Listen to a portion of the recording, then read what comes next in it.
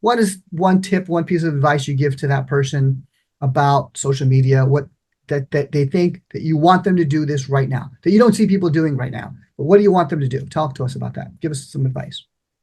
I mean, my whole thing is don't work harder than you have to. What can you share that you're already doing every single day, right? And as I mentioned earlier, for me, it's travel, eating, family, right?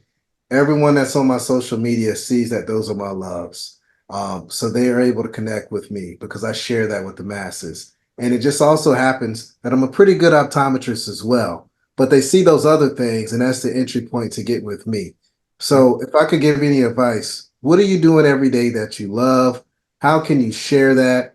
And then also incorporate eye care in it in some kind of way. And to me, that's the game changer. Don't work harder than you have to and be yourself and never be someone that you're not. Dr. Terrio, what about you? What's your suggestion on engagement? What kind of where do you see that, and how does that play out in your practice and your opinion? Right. So I think the first tip is that you need to be authentic. When I first started posting online, I was like, oh, I'm so nervous. Like, who am I supposed to be? Am I supposed to be like my goofy self that likes to do a little 80s dancing and loves Madonna and Guns N' Roses? Or do I need to be like the buttoned up, like eye doctor? And so it came down to, I wanted to be relatable. I'm like the girl next door. People like me because I speak English. I don't speak science. And I try to use everyday language.